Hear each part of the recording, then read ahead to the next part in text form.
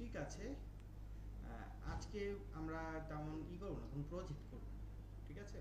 আমরা প্রজেক্ট করবো না, বিভিন্ন যে টুলগুলো আছে সেগুলো দেখবো। প্রজেক্ট তো দিয়েই দিছি, আজকে এইগুলো করতে থাকে, পরে করবো। ফাইন। তো আজকে যেটা কাজ করব সেটা হচ্ছে গিয়ে এখানে দেখেন একটা টুল আছে। কি টুল? এই পেইন্ট ব্রাশ টুল। হ্যাঁ, এই পেইন্ট ব্রাশ টুলটাকে যদি আপনি সিলেক্ট করেন, সিলেক্ট করলে দেখবেন কি এই জায়গায় এই যে ব্রাশের মতো চলে আসছে, এবং একটু নড়াচড়া করেন। দেখেন নড়াচড়া করলে যে কাজটা হবে, এটা একটু দেখেন একটা গোল গোল দেখা যাচ্ছে না? হ্যাঁ, ব্রাশের সাথে সাথে ঘুরতেছে। এই গোলটা মূলত ডিপেন্ড করে হচ্ছে স্ট্রোকের উপর। হুম, আপনি এখন স্ট্রোকটা বাড়ান, এই যে এক আছে, আপনি 2 3 দেন, কিন্তু বাড়ে নাই। আপনি আরো বাড়ান, মানে আমি 9 দিয়ে দিছি কিন্তু বাড়েই নাই। ওই যে এক যেরকম ছিল এরকমই আছে। কারণ কি? কারণ হচ্ছে, আমি এটা এক করি আগে। কারণ হচ্ছে যে আপনি যখন প্রথম অবস্থায় এই ব্রাশটাকে নিয়ে কাজ করতে যাবেন, হ্যাঁ, মনে আছে ইরেজারের যে গোলটা ছিল কিভাবে ছোট বড় করছিলাম? একবারে কর্নার এটার পাশে আইকন দিয়ে, হ্যাঁ, একটা পি এর পাশে, হ্যাঁ, এন্টারের পাশে।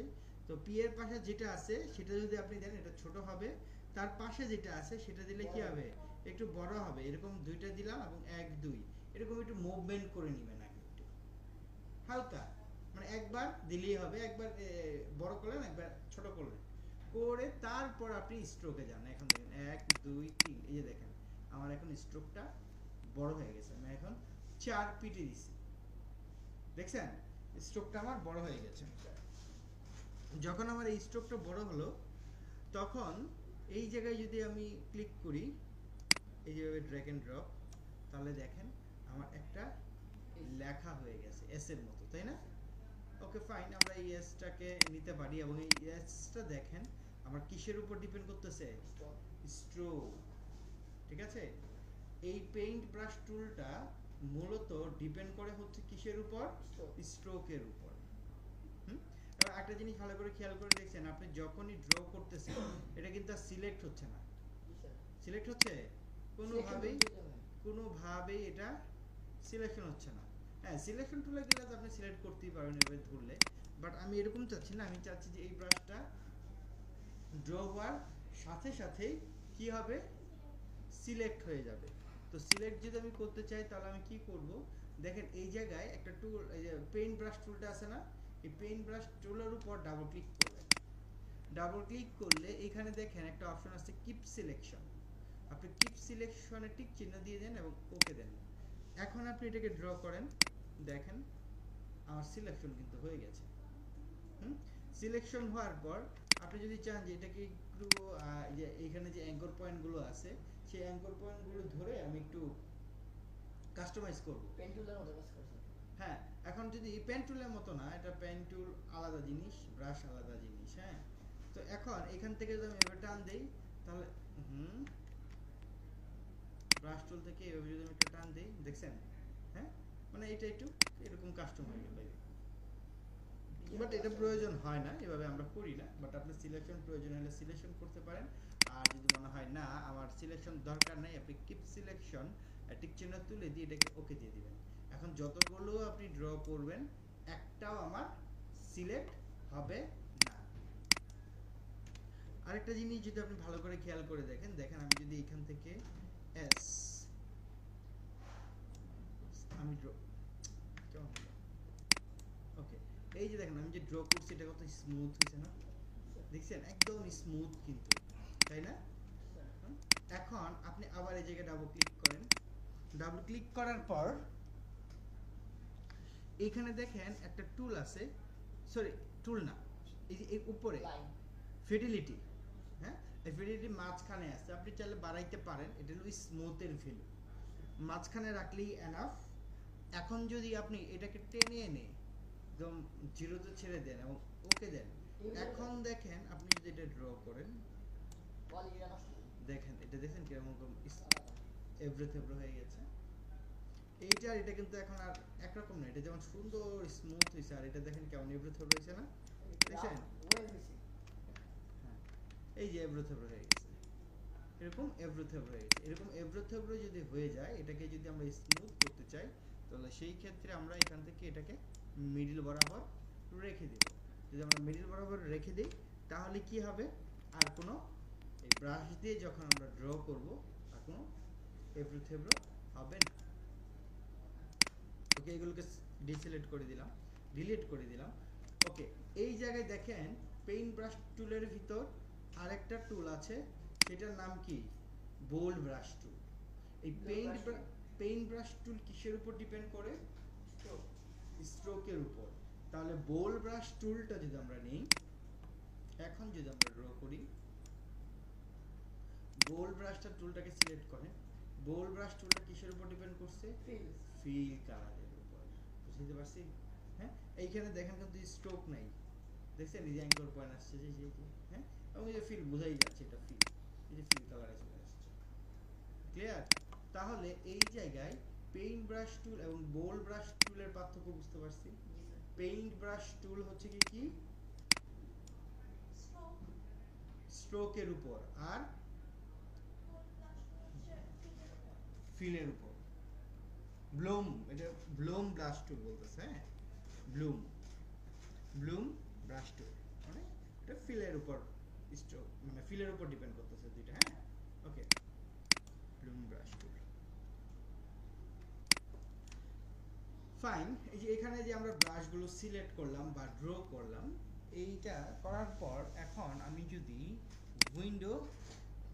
উইন্ডোতে গিয়ে এইখানে দেখেন একটা টুল আছে,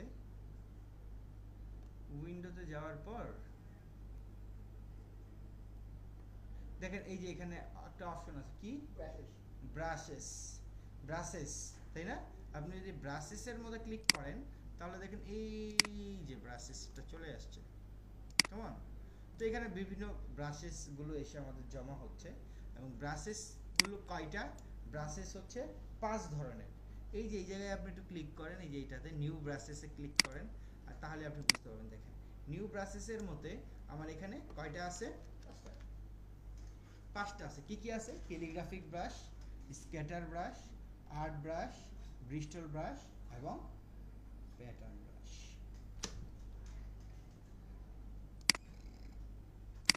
এখান থেকে আবার এই যে দেখেন ড্রপ ডাউন আইকন আছে না 3টা, এই যে এই জায়গায় এইখানে যদি আপনি ক্লিক করেন তাহলে দেখবেন কি এরকম একটা অপশন চলে আসছে।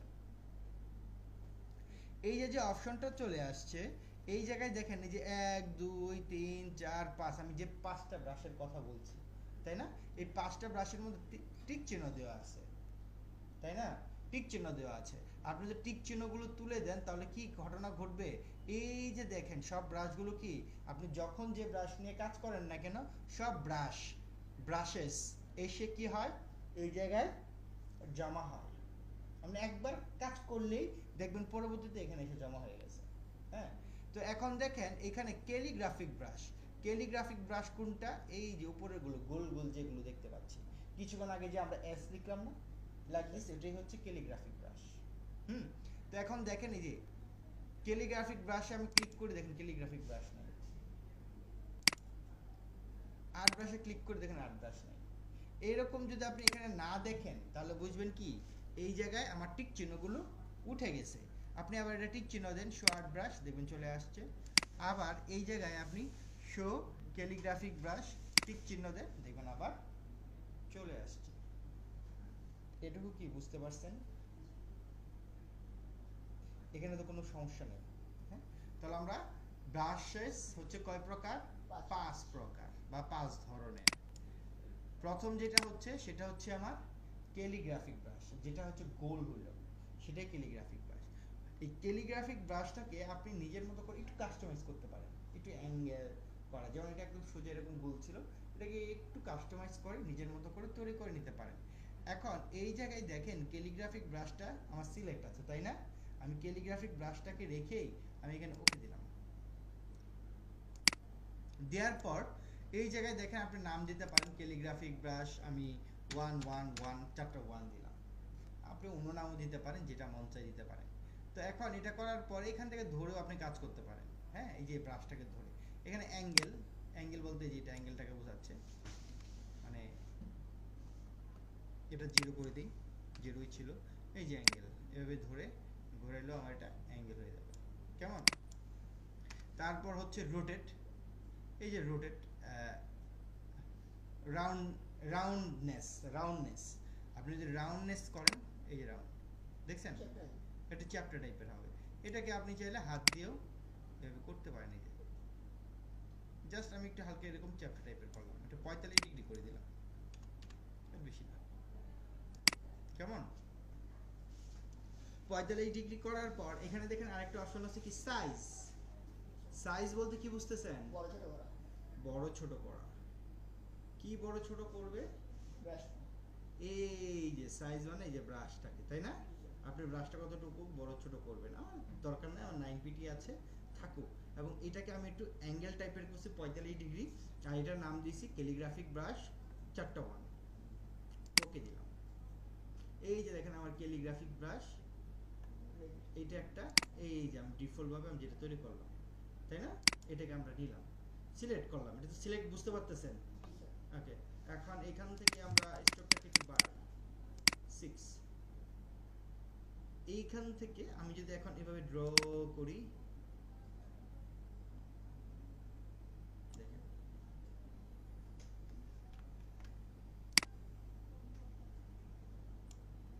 বুঝতে পারছেন? এই যে দেখেন এই জায়গাটা চিকন হয়েছে, এই জায়গাটা চিকন হয়েছে, এই জায়গাটা মোটা হয়েছে, কেন হয়েছে? ওই যে আমি ব্রাশটাকে একটু অ্যাঙ্গেল করছি না, এই অ্যাঙ্গেল করার কারণে।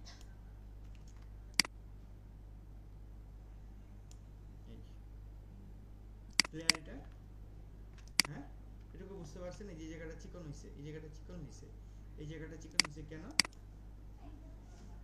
অ্যাঙ্গেল করার কারণে। এটাই হচ্ছে আমার ক্যালিগ্রাফিক ব্রাশ। এই ক্যালিগ্রাফিক ব্রাশের পর এখানে একটা আছে স্ক্যাটার ব্রাশ। এই স্ক্যাটার ব্রাশ মানে হচ্ছে গিয়ে আপনি যে কোনো একটা ভেক্টর গ্রাফিক্স, সেটা আপনি এখান থেকেও কি করতে পারেন, যেমন এই যে এখান থেকে আপনি নিজেও মেক করে নিতে পারেন ক্যালিগ্রাফিক ব্রাশ, আর না হলে আপনি যে কোনো ইমেজকে, ভেক্টর ইমেজকে আপনি ভেক্টর বানিয়েও আপনি কাজ করতে পারেন, যেভাবে আপনার প্রয়োজন। যদি প্রয়োজন হয় আপনি বানিয়ে নিলেন, হ্যাঁ। আর যদি মনে হয় না আমার অন্য একটা ফ্লাওয়ার বা কিছু একটা আমি করব, তো দেখেন আমি এই জায়গায় আমি একটা ইমেজ নিয়েই করে দেখাই, কারণ এখানে ভেক্টর গ্রাফিক্স বানিয়ে নিলে যেরকমই হবে সেম জিনিস, হ্যাঁ। আমি একটু ইমেজ নিয়ে দেখাই, vector image.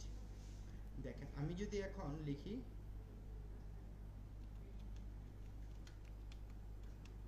Vector image, vector image, ওকে। ভেক্টর ইমেজ কি, ভেক্টর ইমেজ দেব আমরা, নেট নাই, স্লো না,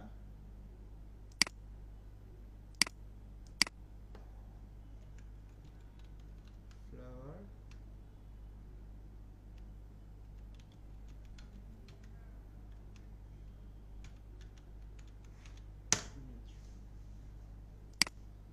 তো স্লো হইলে তো সমস্যাটা সময় লাগবে।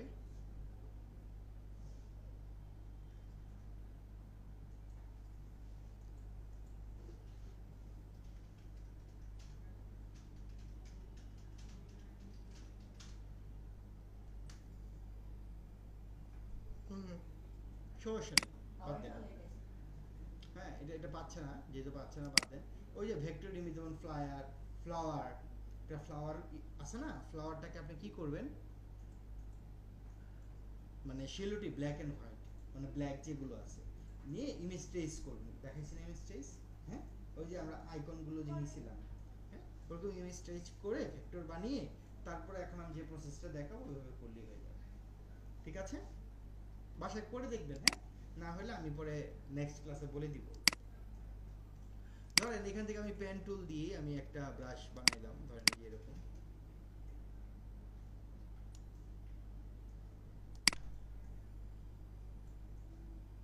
এটাই আমি বানাইলাম। এটাকে আমি ফিল কালার দিলাম, কালোই থাকুক, সমস্যা নেই, হ্যাঁ। আপনি চাইলে এটাকে আবার কপি করেন, করে নিয়ে এভাবে দিয়ে আপনার নিজের মতো করে যদি চান যে এটাকে একটু ছোট করবেন,